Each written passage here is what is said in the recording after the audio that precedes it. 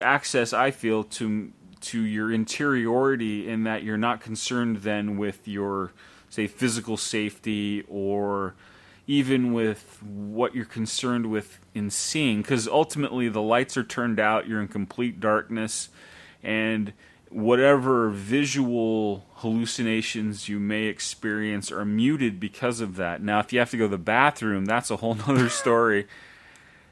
And I wish they would oil the doors on some of those bathrooms, because that was one of the most awful experiences. You're in there, so you're in there and you're shitting, and everybody else is shitting, and you're just like, oh, this is misery.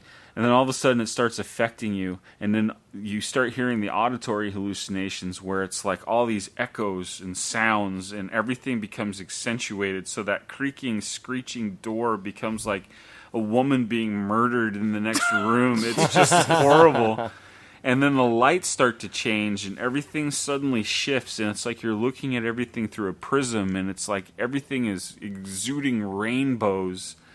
To the slightest little piece of light that's reflecting off a stone on the ground becomes this, how do you even describe it? A cosmos unto itself. It's like, it's like one of those trippy posters you see at like Spencer's Gifts or whatever, you know what I mean? It's like that kind of thing under black light, except it's not under any light except what you're seeing. So anyway, you go back into the room, and it's just unraveling you, and the shaman at the same time is singing.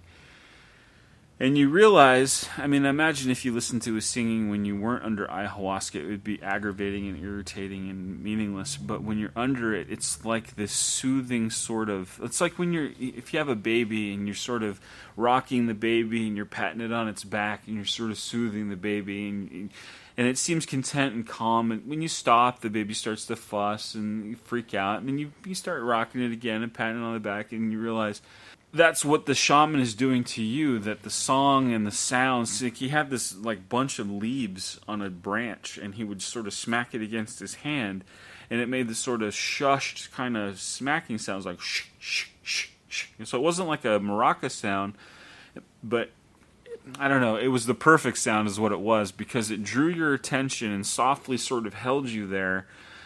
Because if he didn't, then, God, your mind would just go, I don't even know where. It was enough that he had that sort of grounding presence in his singing and in the sounds that he was making that kept you from wandering off, and then ultimately allowed you to sort of... It's hard to kind of describe these mental landscapes in language, but it's sort of like he held you in a place that you could then sort of orient yourself, because I don't know what would happen if he wasn't there.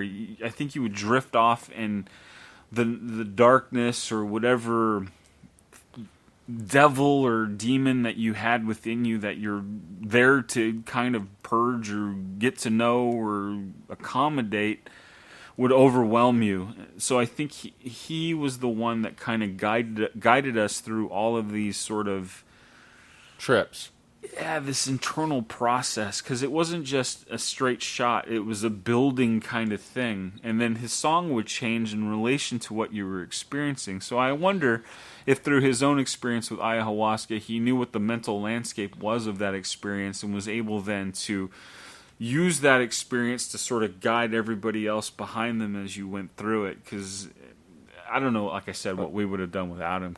That kind of reminds me and makes me think of in high school when I took mushrooms. And it was like, I think I did it, 5 or 6 times. And every time your experience and what you saw and what you felt and the feelings that you went through was based on the environment that you were in, that the sounds that were going on around you, the lighting, the people that were around you, the overall aura is what guided your trip, whether it was positive or negative, or where you went and where you didn't go. And so it was almost like it wasn't as if he knew what to play and when to play it based on how that chemical was affecting you. It was what he was playing and the sounds he was making, which was what was guiding you and affecting your trip in a positive way, or in a way that he wanted he wanted that trip to go for you guys. I agree with that completely, because like you said, without that guidance, then a person who maybe negative tripping or having a bad trip would then influence everyone around them, and then that would bring everybody down. He kept everything sustained at a certain cruising altitude, if you will, that allowed everyone then it's sort of like, the airplane that does the diving and you're sort of weightless inside, you're in the context of the airplane, but you're still falling through space. And so he was sort of the airplane that we were kind of engaging this whole thing through. Yeah, the mediator. Yeah. But the second experience, I think that, and a number of people commented on it, the ayahuasca potency itself might have been different. It might have been a lot weaker on the first experience and then much stronger on the second one, because you didn't want everybody tripping balls on the first one, freaking out, running around like crazy people. That makes sense. Because the second one, that's what happened, man. We had people who claimed visions of violence and sex. We had another one who was purging the sexual. He came in like he was a horn dog, sex guy, boom, boom. He was all these, and it was like, okay, just settle down, guy. What was he? What, did he pull his dick out and try to? No, but you pretty much got that sense. It's like he was a conqueror kind of guy, and you're just like, was it all dudes? Yeah, that's the thing. It was all masculine energy. It was really crazy. Except Sounds for one like girl. Somebody came out of the closet while you were there. I didn't end up with the one experience where you meet the soulmate who has no. I was with 12 other guys. You probably stayed away from that guy. No, actually, he turned out to be from Eastern Washington. He was a really great guy, and that was the toughest thing for him, because that really was something that was dominating and destroying his life. Was all of this hypersexual energy that he brought with him. And he purged that shit. It was like he was on his hands and knees, and he said it felt like someone was grabbing him by the balls and was trying to rip his balls off of his body. It was that physical, that intense. And through that experience, he purged, or at least somehow subjected that demon. And he said after that, it was intense, but at the end of it, he felt a lot better, like he had conquered something. Or, I don't even know if conquered's the right word. It's more like come to terms with. Because, I believe we all carry the dark and the light in us, and we all have to strike that balance. And for him, that's sexual. And, for all of us in some form or fashion, that's there. As men, sex is part of our being, but it becomes an issue when it overtakes us. And for him, for sure, and I can't say no for me, but for him, for sure, visually on hands and knees, moaning and groaning and crying out like he was physically being attacked, that was amazing to even witness. And then others who had similar physical, tangible experiences with it. So is that kind of what drove you to go to do this ayahuasca experience? Like, what drove you? Was there something like that was going on in your life, something you're trying to figure out? Like, it sounds like something was driving you in that direction. Well, I've always been a fan of Graham Hancock as Ancient Aliens. He's not Ancient Aliens per se, but Ancient Civilizations, which is more what I am.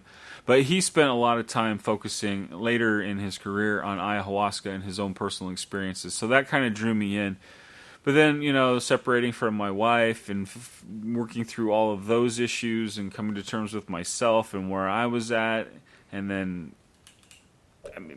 anyone who's broken up knows that it's not simply a matter of breaking up. There's a whole mental and physical process that one has to engage in to re-find yourself, to ground yourself again. And that's what this really was for me. It was a matter of personal preservation. I needed to ground myself again because I was off the hook. Yeah, losing your mind. Yeah. You get sick of crying in the shower every day. Would you say that this experience that you went through, would you suggest that to everybody? No, not at all. No. Because I see like anybody that's like really holding back something that's really deep and traumatizing, like that could be honestly, bad situation for him. If you hear about ayahuasca and it resonates with you, and you do more research, and it's something that then after having done more research, it sounds like something you want to do, then I would suggest, doing it. But I don't think it's for everybody. It's an intense experience, and I think unless you're mentally prepared to face the things that come up, I think that's why people have bad trips at parties and stuff like that. It's because they think it's going to be fun and all that, but suddenly now they're dealing with the fact that their dad molested them, or that they didn't get their pony when they were 12, or what the hell ever it was. The Sweet 16. Yeah, you know what I'm saying? So unless you're actually dealing with those issues and trying to kind of reconcile them, if you're not prepared for that, geez Louise, man, we carry within ourselves a lot of turmoil, and unless you're really able and ready and willing to stir it up and see what happens, I think it's more damaging. Because then, one, you have a bad trip. Two, you're really scared of it, and you'll never fully engage then that psychological, medicinal plant kind of interconnection where, you're actually yeah, it sucks, man. This isn't fun. This isn't great. I'm not doing this because, hey, it's a party and the lights and I'm streaking. No, it's none of that. It's really hardcore internal work that you end up doing. Why anybody in the Amazon thought that was a good idea, that this is still a practice. I mean, I can't imagine the first guy going, wow, that was amazing. No, it's like, Jesus, man, that was awful. Let me try some. People will, because they have an expectation for an outcome, will engage in something that is completely harmful or damaging or painful, hoping that they're going to accomplish that. So I think in a lot of cases, ayahuasca is like that too. If you're not really prepared to face the consequences of your actions, you're going to just be left. Sort of like in the beginning when the people purged too soon. Here you are having all these expectations, but then you vomited up 20 minutes into it and you don't get the experience, or it's not the experience that you expected. Because that guy in particular had done mushrooms and LSD and all that sort of stuff, so he knew about mind-altering stuff. And when it didn't act that way, it was really upsetting, Then the third night was, so the first night was Ganesh, the second night was Kali, the third night was Shiva. And Shiva was more of an integration kind of night. And like I said, I have a tattoo of Shiva, so I thought that was kind of personal. It was for me.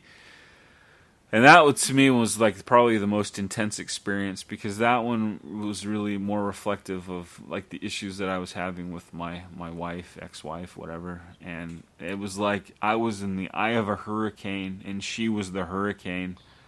And all I could do to keep myself from being blown away was focus on my breath. It was like the most fundamental meditation practice possible. It was like either you realize that your breath is what's grounding you and that's what you focus on, and you can't focus on anything else, or you are ripped apart by this storm that's physically, literally, you almost can see it around you, swirling around you, just waiting to encroach on you and just tear you to shreds.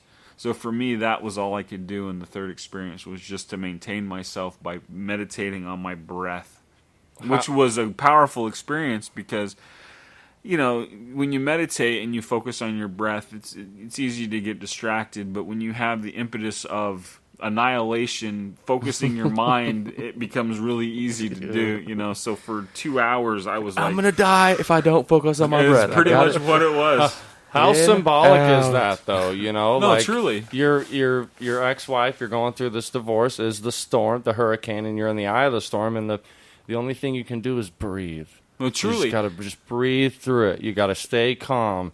You have to keep your mind right and concentrate on your breath, and that's almost like it's so symbolic of any stressful situation, whether it be depression or going through a divorce or losing a loved one, anything to death or whatever. You gotta stay concentrated and keep your shit together. Otherwise, you're gonna end up in that hurricane swirling around and losing your shit. Yeah, and it's ultimately to no one's benefit that you get lost like that. So to me, I felt that it was a good way to I think the whole purpose of this was to ground myself, or to seek that regrounding, and I think that experience was what did it.